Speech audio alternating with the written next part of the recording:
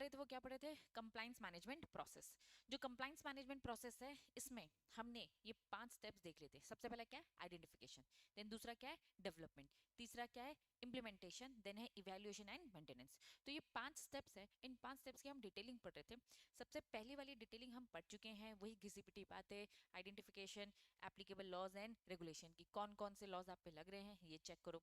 Then दूसरा topic भी हम पढ़ चुके हैं। दूसरा टॉपिक हमारा क्या चल रहा था, जो हमने लास्ट क्लास में पढ़ा, compliance risk assessment and bases for the compliance management. चलिए ये भी हमने पढ़ लिया था।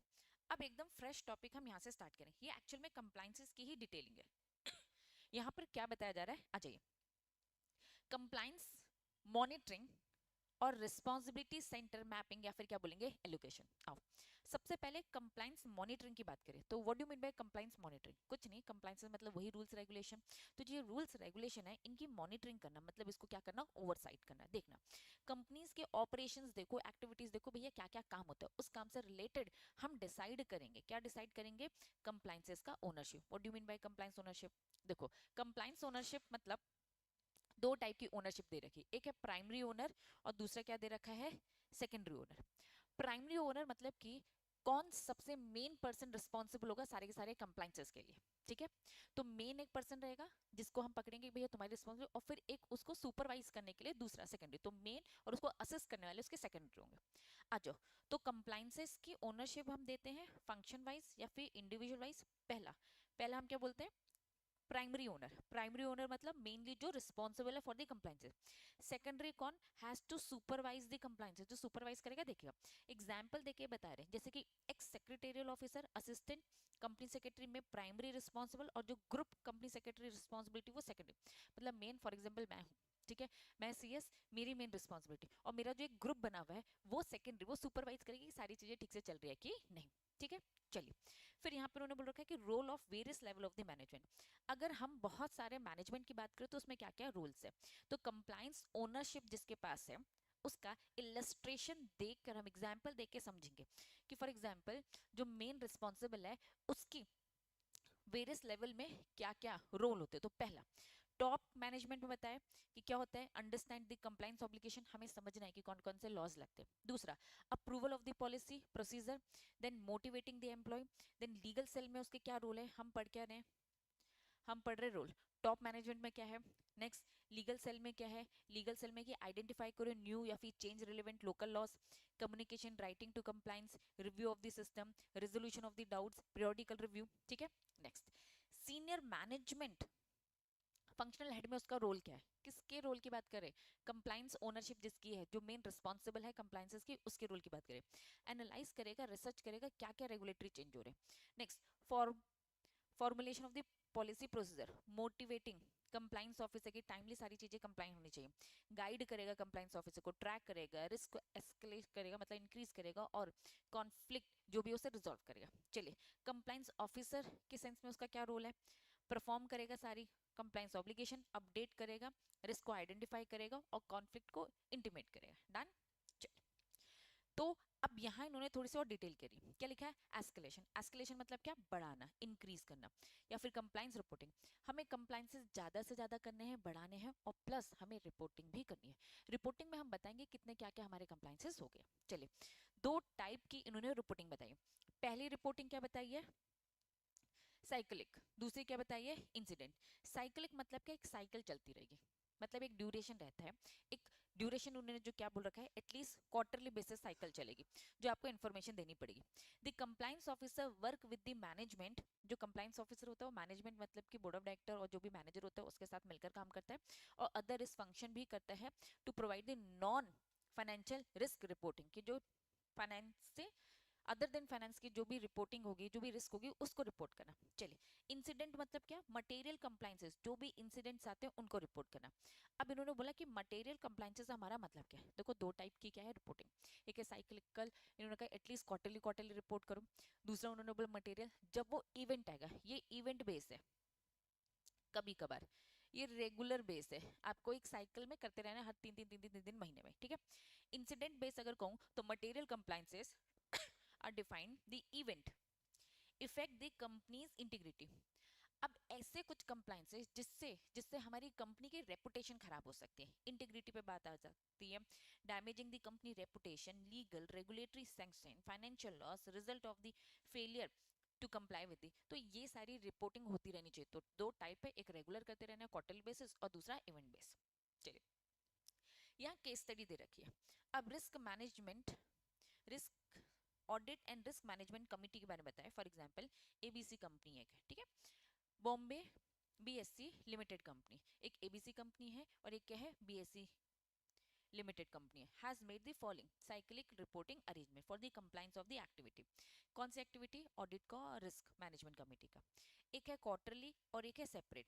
क्वार्टरली रिपोर्ट में ऑडिट और रिस्क मैनेजमेंट कमेटी, ये बस एग्जांपल दे रहे हैं जो क्वार्टरली बेसिस में हम देते रहते हैं। सेपरेट रिपोर्ट ऑल्सो इसके अलावा दिया जाता है major non compliances incident basis में। तो उन्होंने दो रिपोर्टिंग की बस एग्जांपल देके बताया कि एक जो रेगुलर बेसिस में देते हैं और कभी कभी इवेंट बेस में हम देते हैं। तो कुछ नहीं, all these are example, case study के फॉर्म में उन्होंने बनाकर एक एग्जाम्पल प्रेजेंट किया। चलिए नेक्स्ट टॉपिक की तरफ चलेंगे। नेक्स्ट टॉपिक बोलता है creation of the compliance reporting system. अब इन्होंने रिपोर्टिंग की बात करी, दो बोल दिया, एक भैया साइक्लिक होगी और एक क्या होगी, इंसिडेंटल इवेंट बेस होगी। तो चलिए इसकी थोड़ी सी डिटेलिंग करें।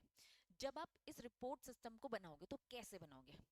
जब भी रिपोर्टिंग होगी तो रिपोर्टिंग बाय दी कौन करेगा, जो भी फंक्शनल हेड होगा वो करेगा। एग्जाम्पल के तौर पे उन्होंने बोल दिया, जैसे चीफ फाइनेंशियल ऑफिसर होता है, will report on the various finance account taxation law, head of the personal department करेगा। देखो अब बाजू में एक बार इस बॉक्स को पहले देखते हैं। एक इफेक्टिव कंप्लायंस रिपोर्टिंग रिक्वायरमेंट क्या है, एक अच्छी रिपोर्टिंग की क्या क्या रिक्वायरमेंट्स है। पहला भाई लैंग्वेज क्लियर होने चाहिए, लैंग्वेज कंसाइज होने चाहिए, कंटेन द एग्जीक्यूटिव समरी, ठीक है, पूरे पूरे एक्शन क्या लेने वाले वो होना चाहिए, टाइमलाइन नॉन कंप्लायंसेस के होने चाहिए, नेसेसरी एक्शंस होने चाहिए। चलिए बाजू में इन्होंने ब्रीफ प्रोसेस बताया कि कंप्लायंस रिपोर्टिंग कैसे की जाती है। सबसे पहला पॉइंट क्या बोलता है, reporting by the functional head, ठीक है। दूसरा क्या बोलता है, each functional head may collect and classify the relevant information from the various units and location, जो भी रिलेटेड होगा। तीसरा, ये पहला पॉइंट है। दूसरा पॉइंट, तीसरा point process, report shall be carry on the affirmation, उसमें सारे अफर्मेशन सारी बातें लिखी होगी, input receive from the various unit and office. Then fourth point, each functional head जो होगा रिपोर्ट करेगा किसको, सीएस को करेगा या मैनेजिंग डायरेक्टर को करेगा। देन कंपनी सेक्रेटरी ब्रीफ करेगा मैनेजिंग डायरेक्टर, अगर सीएस को, अगर डायरेक्ट मैनेजिंग डायरेक्टर को करे तो वही डायरेक्ट, अगर सीएस के थ्रू गया तो सीएस आगे चल के मैनेजिंग डायरेक्टर को इन्फॉर्म करेगा। देन लास्ट पॉइंट, जो मैनेजमेंट इन्फॉर्मेशन सिस्टम है वो फाइनली होल प्रोसेस कंप्लीट होकर उसमें पूरी इन्फॉर्मेशन तैयार हो जाएगी, ठीक है। चलिए फिर इस रिपोर्टिंग को इन्होंने बोला पीरियोडिकली कंप्लायंस, एमआईएस भी बोला जा सकता है, management information system is a type of reporting, ये रिपोर्टिंग का एक तरीका होता है। चलिए देखो अभी अगर मैं बोलूं, हमने जो स्टार्ट किया था कि हम एक प्रोसेस पढ़े जिसमें चीजों को हम आइडेंटिफाई करते हैं, कंप्लायंस करते हैं। अभी हम कंप्लायंस की ही डिटेलिंग पढ़ रहे हैं कि भाई एक सिस्टम जनरेट होना चाहिए, एक रिपोर्टिंग वगैरह होनी चाहिए। नेक्स्ट हेडिंग इन्होंने क्या लिखा है, कंप्लायंस रिस्क। कंप्लायंस जो भी रिस्क है उसको रिव्यू करो और उसे क्या करो, अपडेट। अब हमें क्या लगता है कि कौन कौन से कंप्लायंसेस है जो हम नहीं फॉलो करेंगे तो बहुत बड़ा रिस्क आ जाएगा, तो इसे बार बार हमें रिव्यू करना है और अगर कहीं कुछ ऊपर नीचे दिखता है तो हमें इसे क्या करना है, अपडेट करना है, ठीक है। आओ, कंप्लायंस रिस्क मतलब monitoring, make it possible the business test if risk mitigate, हमें ट्राई करना है भैया रिस्क कम से कम हो। अब यहाँ पे उन्होंने क्या बता के रखा है, पर्पस बता के रखा है, क्यों रिव्यू किया जाता है। रिव्यू इसलिए किया जाता है if the plan is still necessary accurate. तो बच्चों हमारा the purpose of the review to determine, हम रिव्यू इसलिए करते हैं कि हमारा जो प्लान है वो स्टिल नेसेसरी है और करेक्ट होना चाहिए। Plan should be combined with the another plan होना चाहिए, शुड बी क्या लिखा है, साइन मतलब कि कैंसिल, अगर करने का है तो कैंसिल कर दो। Plan is up to date होना चाहिए करंट लॉज एंड रेगुलेशन के हिसाब से। If changes is required to improve the effectiveness and the clarity of the plan, हम इसीलिए रिव्यू करते हैं कि अगर प्लान में कोई चेंज करना है, कुछ अपडेट करना है, कुछ चेंजेस करना है तो हम समय पे कर सके। अब इन्होंने कहा कि जो आपका कंप्लायंस रिस्क मॉनिटरिंग प्लान है उसका कंटेंट क्या होगा। अब देखो कंटेंट वही घिसी पिटी बातें हैं। पहला क्रिटिकल है, हाई कंप्लायंस रिस्क है बताओ, की कंप्लायंस रिस्क मिटिगेट एक्टिविटी बताओ, रूटीन बिजनेस बताओ, इंप्लीमेंटेशन फ्रेमवर्क बताओ, कंप्लायंस विद लॉ बताओ, ऑब्लिगेशन जो डेलीकेटेड है बताओ। प्लान फॉर मॉनिटरिंग, अब देखो मॉनिटर करने का plan, concise statement internal external हो, कंप्लायंस ऑब्लिगेशन लिंक हो, specific compliance risk mitigation activity हो, फर्स्ट लाइन ट्रैकिंग हो, ब्रीफ डिस्क्रिप्शन। सीएस बनना है तो मॉड्यूल से तो बनना ही पड़ेगा। सीएस दुनिया देता है तीनों level from the only module. हो, frequency of tracking and monitoring activity हो, रिसिप्ट्स हो। तो ये प्लान मॉनिटरिंग का है और उसमें क्या क्या आता है। फिर यहाँ क्या बताया है मेथोडोलॉजी, क्या क्या मेथड है may be adopted for assessing the compliance mechanism of the company. एक कंपनी अगर कोई भी मैकेनिज्म फॉलो कर रही है, कंप्लायंस मैकेनिज्म, तो क्या मेथड है। सबसे पहला काम क्या होता है, रिस्क या फिर कल्चर को असेस करो, देन प्रोग्राम डिजाइन करो, उसको अपडेट करो, पॉलिसी बनाओ, प्रोसीजर बनाओ, ये सेम लिख दिया उन्होंने। फिर इसे कम्युनिकेशन करो, बताओ, और इसके रिलेटेड ट्रेनिंग और इसकी इम्प्लीमेंटेशन करो। अब देखो इसकी एक एक डिटेलिंग बताए, क्या डिटेलिंग बताए कि भैया रिस्क एंड कल्चर असेसमेंट से मतलब क्या है, एम्प्लॉय का सर्वे करो, इंटरव्यू करो, डॉक्यूमेंट रिव्यू करो, कंपनीज के कल्चर को समझो, एथिक्स को, कंप्लायंस को, ऑल लेवल ऑफ ऑर्गेनाइजेशन को समझो। ठीक है, चलिए नेक्स्ट क्या बोला है, प्रोग्राम डिजाइन अपडेट करो, रिव्यू करो कि भैया गाइडलाइन डॉक्यूमेंट्स देखो, आउटलाइन दी रिपोर्टिंग स्ट्रक्चर, कम्युनिकेशन मेथड देखो, पॉलिसी प्रोसीजर देखो, एनहेंस करो detail policy, communication training implementation में क्या बोल रहा है, देखो क्या लिखा है, आर्टिकुलेशन मतलब क्या, expression, communication, various policy and procedure, further training की जरूरत है तो ट्रेनिंग भी दो, day to day reality behaviour समझो। फिर क्या लिखा है, ongoing self assessment monitoring reporting, true test करो, कंपनीज की एथिक्स क्या है, compliance program come over time. कुल मिलाकर ये बस ये बताना चाह रहा है कि क्या मेथड है एक कंप्लायंस मैकेनिज्म बनाने के। तो रिस्क असेस करो, डिजाइनिंग करो, पॉलिसी तैयार करो, फिर उसको कम्युनिकेट करो, जरूरत पड़ेगी तो ट्रेनिंग और इसको इम्प्लीमेंट करो। ठीक है, अब देखो ये कोई एक टॉपिक बता रहे हो और उस टॉपिक की डिटेलिंग में चले जा रहे हैं, तो अब किसकी डिटेलिंग पकड़ी उन्होंने, ट्रेनिंग और इम्प्लीमेंटेशन की। ठीक है, ट्रेनिंग इम्प्लीमेंटेशन की बड़ी, अगर कंप्लायंस फ्रेमवर्क बनाना है तो भैया हमें पूरी अवेयरनेस रखनी पड़ेगी सारे कंप्लायंसेस की। तो इसमें उन्होंने बोला कि अगर आप चाहते हो strong compliance training education program reinforce the company compliant culture, तो बिल्ड करना पड़ेगा आपको अवेयरनेस। कुल मिलाकर अगर मैं एक सीएस हूँ, मैं चाहती हूँ कि भैया हमारी कंपनी के कंप्लायंसेस एकदम हो, तो सबसे पहले मुझे अवेयरनेस होनी चाहिए कि मेरी जो कंपनी है उसमें कितने लॉस लग रहे हैं, कितने कंप्लायंसेस लग रहे हैं। तो अवेयरनेस सबसे पहली जरूरत है। तो कंपनी का फ्रेमवर्क समझना पड़ेगा, रोल रिस्पॉन्सिबिलिटी समझनी पड़ेगी, क्रिटिकल है या हाई कंप्लायंस ऑब्लिगेशन है ये आइडेंटिफाई करना पड़ेगा थ्रू कंप्लायंस चार्ट, वही जो ऊपर पड़ा था। फिर process addressing the compliance issue, फिर उसके क्या कॉन्सिक्वेंस है अगर फेल हो गए, अगर ये ऑब्लिगेशन कंप्लायंस की फुलफिल नहीं करी तो क्या होगा। ठीक है, फिर उन्होंने यहाँ पे बताया कि कुछ 5 एसेंशियल थिंग्स है to create compliance training program. Training को फोकस किया, देखो एक बात मैं बच्चों बता दूं, आपको जब ये चैप्टर पढ़ोगे ना तो इस चैप्टर आपको बहुत जनरल जनरल लगेगा। आपको ट्राई करना है कि हेडिंग क्या बोल रही है, क्वेश्चन हेडिंग से रिलेटेड आते हैं। देखो डीडी का तुम क्वेश्चन पेपर उठा के देख लो, एकदम डायरेक्ट डायरेक्ट क्वेश्चन आते हैं। लेकिन बच्चों को दिक्कत क्या होती है जब डायरेक्ट डायरेक्ट क्वेश्चन आते हैं, हमें सारे कंसेप्ट एक जैसे लगते हैं। तो आपको ट्राई करना है, अगर क्वेश्चन लिखा है कि 5 एसेंशियल थिंग्स बताओ to create compliance training program, तो कंप्लायंस की ट्रेनिंग प्रोग्राम के क्या इंपॉर्टेंट 5 चीजें। तो पहला, make it personal, make it interesting, make it understandable, make it accessible, make it ongoing. मतलब आपकी ट्रेनिंग इफेक्टिव तब होगी जब पर्सनल लेवल में लोगों को इम्प्रूव करेगी, मेक इट इंटरेस्टिंग होगी तो लोगों को समझ में आए, हर किसी के एक्सेस में हो, और मेक इट ऑनगोइंग होना चाहिए, तब जाके होगा। ठीक है, प्लान फॉर कंप्लायंस ट्रेनिंग और एजुकेशन प्रोग्राम में इंक्लूड क्या, कंसाइज स्टेटमेंट कैप्चर, इंटरनल चाहे एक्सटर्नल, बिजनेस प्रोसेस हो, business brief, training education activity हो, और टारगेट ऑडियंस जिसको भैया जो जिनके काम का है उनको मिले। ठीक है, चलिए, और frequency of training education activity भी होनी चाहिए। नीचे आ जाओ, अब यहाँ पे ये टॉपिक होता है खत्म। अब इन्होंने स्पेसिफिक एक टॉपिक समझा है, कंप्लायंस ऑडिट। कंप्लायंस ऑडिट में भी plan perform report separately to the board. Compliance audit different from the audit of the financial. देखो जैसे आपके फाइनेंशियल स्टेटमेंट जो आपकी बैलेंस शीट इनकम स्टेटमेंट होता है, इनका ऑडिट होता है तो ये से डिफरेंट होता है। ठीक है, फ्रॉम द परफॉर्मेंस ऑडिट से डिफरेंट होता है। कैग आपने सुना होगा, सीएजी कैग, कैग का फुल फॉर्म क्या है, कंट्रोलर ऑडिटर जनरल, ये गवर्नमेंट की चीजों को देखता है। ठीक है, ये कैग ने ऑडिट के स्टैंडर्ड्स दे रखे हैं। कंप्लायंस ऑडिट एक इंडिपेंडेंट असेसमेंट है weather a given subject matter is compliance, applicable authority identify the criteria, इनके अपने खुद के एक स्पेसिफिक स्टैंडर्ड, उस स्टैंडर्ड को फॉलो करना है। कंप्लायंस ऑडिटिंग में होता क्या है, देखो कंप्लायंस ऑडिट क्या है, हमारी कंपनी में 10 कंप्लायंस लगते हैं। ठीक है, अब इसको ऑडिट करने के लिए बाहर की एक टीम आई है कि हमारी कंपनी ने पूरे कंप्लायंस क्या किए नहीं किए। ठीक है, तो मैंने ये कंप्लायंस करवा के रखा है, बाहर का ऑडिटर आके चेक करेगा। तो एक तो रेगुलेटरी देखा जाएगा, एडियरेंस द सब्जेक्ट मैटर, क्या रिलेवेंट लॉ है, क्या रेगुलेशन अग्रीमेंट है जो एप्लीकेबल हो रहे हैं। देन प्रोप्राइटरी मतलब जनरल प्रिंसिपल जो है एथिकल कंडक्ट, क्या मैं वो कर रही हूँ कि नहीं कर रही, ये पूरा चेक किया जाएगा।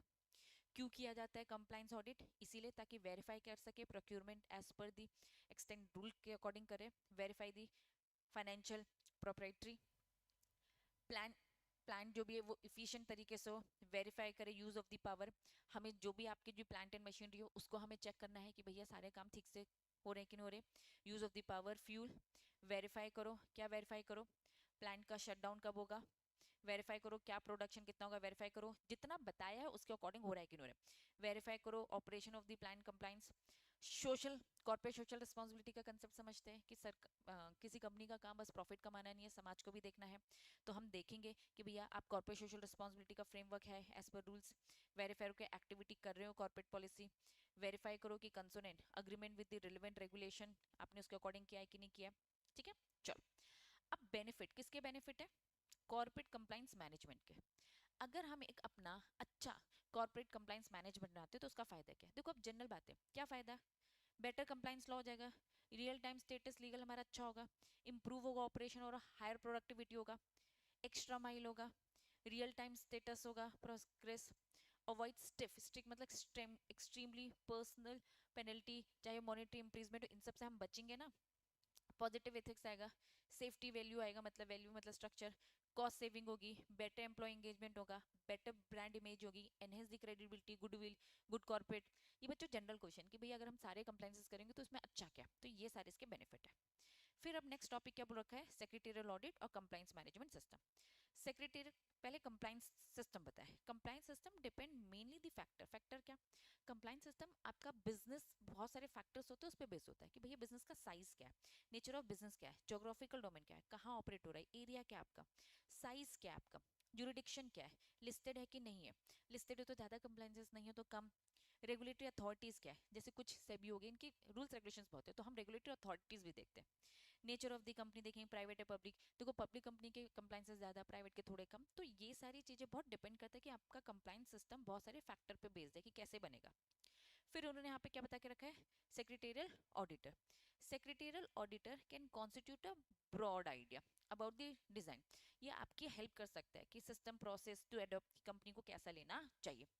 एंटरप्राइज रिसोर्स प्लानिंग और ऑडिटिंग, देखो इनका एक बार शॉर्ट वर्जन अगर मैं पढ़ाऊँ तो ऑडिटर का रोल क्या है?